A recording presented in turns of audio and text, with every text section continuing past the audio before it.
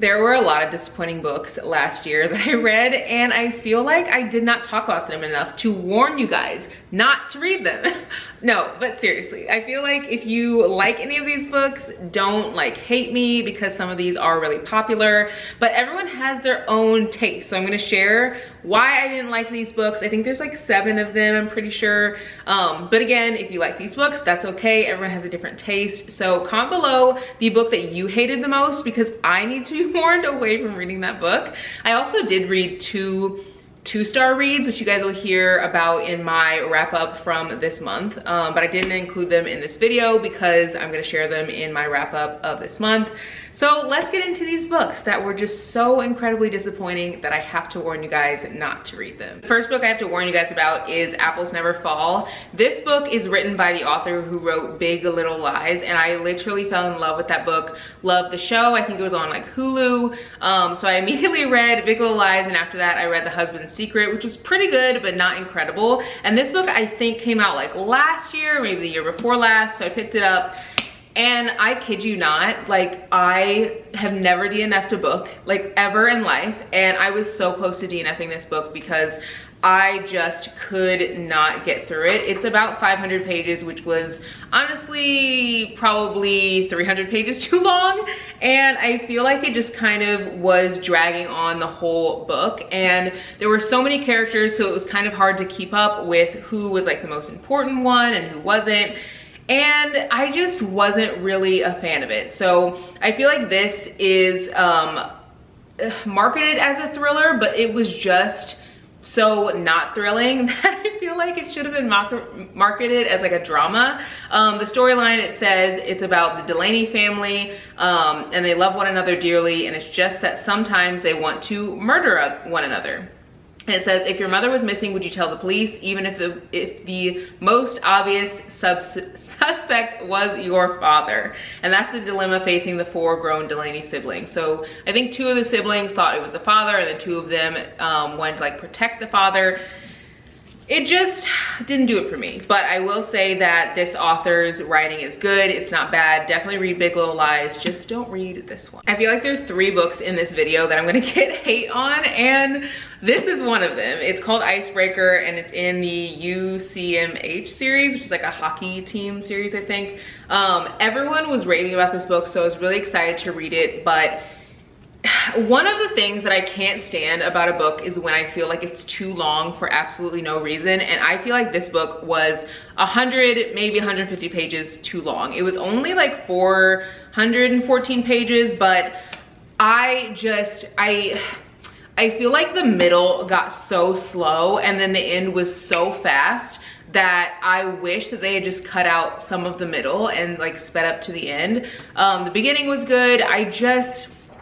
Somewhere in the middle, it lost me. I got really bored. I feel like the characters didn't really stop being like enemies until way too late in the book, so I couldn't really root for them. And then when they finally like got together, all they did was like hook up, and so I didn't really get to see their relationship blossom in the way that I felt like it should have. But again, the writing is good. It's not bad writing. It just didn't do it for me. Another thing I really have a hard time with is when books have so much smut that I feel like there isn't really a plot line, or the plot line kind of gets I don't know, pushed to the wayside, and I feel like this book was kind of like that vibe. So I don't know, it just wasn't for me. I'm sure someone will love it. It just wasn't my favorite. I'm pretty sure that this book allegedly is written about like Harry Styles or something, and like I guess an older relationship maybe that he had. I'm not really sure, but it just was not for me. And I think it's because I like a happy ending, period, point blank. That's it. Like, I like a happy ending, and any book that leaves me without a happy ending that I don't know is coming, just no, absolutely not. Like, we do not stand for those kinds of books. And this book, I feel like had the ending, I feel like there was, maybe the ending would have been good for a book club to like talk about, but I just feel like the ending wasn't giving, and I wish it had been a little bit different. I also feel like the main character is 39, and then I think the like actual character was, let's see, 20 years old. And that to me is like, you're a little too close to 18, like a little too close. And the guy main character, who is 20, he's like similar to the same age as the woman's daughter. And I just kept thinking, if the roles were reversed and a 39-year-old man was like interested in a 20-year-old girl who was the same age as his daughter, like we wouldn't really be celebrating this book, you know? So I don't know, it wasn't for me. I just wasn't really into it. I feel like everyone loved Lovelight Farms so much last year, and I think I was the only one who didn't. And let me tell you why. So the writing itself was fine. I just feel like if you're going to do a like fake dating trope, it has to be realistic. And in this book, you could tell that both characters really cared about each other in more than like a best friend type of way. And they had to fake date, but they were supposed to fake date for someone that was coming to town for like this like challenge, like giveaway, prize thing. They were like giving away money. And they were supposed to fake date, but the guy was like, well, maybe we should practice fake dating so that when this person gets here for this giveaway and we're gonna pretend that we're together, it'll feel believable. So they practiced fake dating for like weeks. And I'm just like, y'all are dating. Like, you were together. This isn't fake dating anymore. You're literally dating. And then before they even started fake dating, like the girl would talk about how she would like put her head in his lap or like lean on him. And I'm just like, that's not what you do in like a best friend type of relationship. Like, you're not all like lovey-dovey like that. Like, I don't know, it gave me, I feel like if you're gonna do fake dating, it needs to be, or if you're gonna do like best friends to lovers and fake dating, they need to be like strictly best friends. And then when they start fake dating, they need to be like strictly fake dating. And I feel like this muddied the waters where there wasn't really a climax of like getting excited that they're fake dating because it already felt like they were dating. So again, this story wasn't terrible. It just, I wish that there had been more clear-cut lines in as to like what was happening with like the fake dating trope and like the best friends to lovers trope. It just kind of felt like they were dating the entire book. It's definitely one of the books that people are gonna be so confused about, because I actually just did a video not that long ago about like books you should read if you like Colleen Hoover's writing, and this was one of them because the writing is so easy to read. I breezed through this book so fast, and it has 552 pages in it. Like, literally just breezed right through it. But I hated Knox's character, and so many people love this book, and I wish I could tell people, like, do you love this book? Or ask people, I guess, like, do you love this book because it's easy to read, or do you love it because of like the trope and the characters? Because Knox literally like borderline abusive to me. Like, it just, like the main character, Naomi, she would be like, no, I'm not doing that. And he'd be like, you are. And he'd pick her up and like throw her over his shoulder and be like that big brooding, like supposedly sexy guy. But if that guy was someone you met at a bar and they were like refusing to accept your no, or refusing to like even take you seriously when you like, I don't know, refuse something or say you don't want to do something, like that is not okay. Like, I really want to be like, okay, everyone who loves this book, are we okay? So this book, loved the writing. I did end up picking up this in my most recent vlog, which is her second book, Things We Hide from the Light, which again, I don't know how I feel about this because I'm not a huge fan of like glorifying police when I feel like that system itself has a lot of work to do. But I want to read this because honestly, I want to get to the third book, which is what I care about most, like Sloane and I think, who's the other person's name? I can't remember, but I want to hear Sloane's story. So that's why I'm reading this one. But I feel like I'm gonna breeze through this because the writing is really easy to read. So if you do like Colleen Hoover's writing, I don't know, just take this with a grain of salt. I feel like if we had looked at Knox as like an abusive, like not good boyfriend, and like the writer had written him as like a negative character, we would have all hated him. But because the writer wrote him as this person who we should love, I feel like I don't know, I just didn't like it, but like a lot of people grew to love it because I feel like we're told to love him in the story.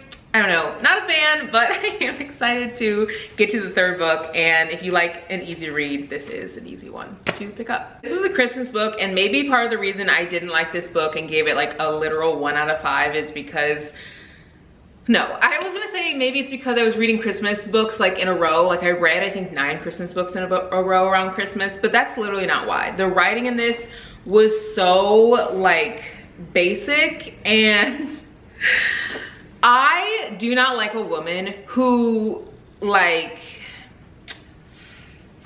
she just was like, oh, like a man is big and strong and has money, like we love that. I'm like, girl, stand up, like get a job, like I don't know, be confident, like be a strong feminist woman. Like what is going on? Why are you like, she just kept playing into all these like weird like stereotypes for women. I can't even think of like any of them right off the bat, but as I was reading it, I was just like, this is so like 1957. Like I didn't know what was going on this whole story. Like I knew what was going on, but I didn't know like why she was like acting like she was like in Pilgrim times or something. I just got weird vibes.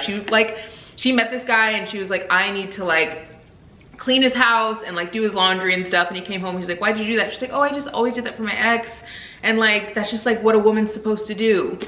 Like girl, get up, like stand up, this is not, what the heck. So I just was very confused. Also, this book is straight smut. Like the whole book, I feel like they just were like just too much, and I feel like it's always the cartoony like covers that do books that are just like crazy smut. So yeah, I did not like this one. I almost DNF'd this one, but I didn't because I've never DNF'd a book. But man, I was very close with this one. Now I know what you're thinking. You're probably like, you literally just made a book or made a video about like what to read if you like Sally Rooney's writing, or what to read if you like Colleen Hoover's writing. I am personally not a Sally Rooney stan. It's just not my vibe, but I know a lot of people are, and I know this writing is very good. Like I'm going to say that. I do think that Sally Rooney has incredible writing. It is just not for me, and the reason is because I read books for escapism, period, which is why I read a lot of romance. I read some thrillers, but it has to be like nothing like that can touch my life. Like I don't want anything that could potentially happen in my life. I don't want to read about like kidnappings. I don't want to read about stuff that literally could happen to me. I want it to be like purely just enjoyment. And so this book to me felt real. Like it literally felt like something that could actually happen, which is so heartbreaking. And I don't think that I went into this book knowing that it was gonna be a book that would be like just incredibly sad. Like the whole time I read it, I was literally like, this is depressing. Like when is it gonna get good? It's just sad the whole book. And I think I thought it was gonna be like a love story, because on the back it says, Connell and Marion grew up in the same small town, but the similarities in there at school. Connell's popular and well liked, while Marion's a loner. But when the two strike up a conversation, awkward but electrifying, something life-changing begins. It says, Normal People is a story of mutual fascination, friendship, and love. It takes us from the first conversation to the years beyond, and in the company of two people who try to stay apart but find that they can't. So I'm like, perfect. This is about two people from a small town. They fall in love. It's electrifying. Yada, yada, yada. Gonna be a great ending. Absolutely beautiful. I've heard this story before, but I love to read it because it's beautiful. This was not that. And I feel like if I had known that going in, like the book, If He Had Been With Me, is one of my, let me see if I can grab it. It's one of my favorite books. And the reason I like it is because I feel like I learned so much from this book. It's very, very deep, and I know that in the first chapter something sad happens, and I know that the whole book you fall in love with the characters knowing that at the end that sad thing is gonna happen. So I was prepared. Like I knew it's a sad book, I'm gonna learn a lot, I'm gonna think a lot. It's literally, I rated this 5 out of 5. This book I went in thinking that I was gonna get a beautiful love story, and I got heartbreak, I got sadness, I got depression, and I did not want that. I was not ready for it. I need to be prepared. So I will always say that Sally Rooney has good writing, even though I do think that Sally Rooney should probably stop doing the whole like artsy non-punctuation thing, because like that's just not a vibe. But I do think that this book is incredible, and it's something that would be great for discussions and stuff.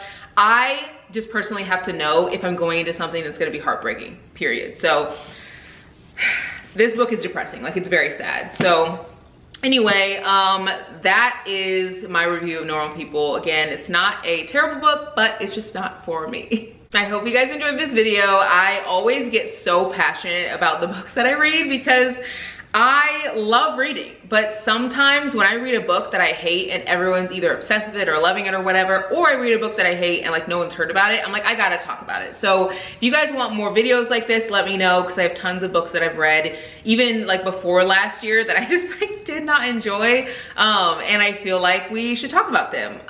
If you guys also want to see like maybe a video with all my 5-star reads, or like books that I absolutely loved, or maybe books that will help you get back into reading if you haven't really gotten into reading, let me know and I can share that video as well. Make sure you're watching the vlogs, because I actually ended up picking up this book in a vlog, and I feel like you wouldn't have seen that if you didn't see the vlog. So make sure you're keeping up with the vlogs, because I'm always shopping or talking about books in the vlogs, and it's just like a very book heavy vlog always. So I hope you enjoyed this video. Be sure to subscribe, follow me on Instagram and TikTok, because I also talk about books and share book related things there. I think I just shared a post about like what to do on a bookstore date on my Instagram, and I've shared like lots of book related content on TikTok and Instagram, so follow me there, and I'll see you guys in the next one.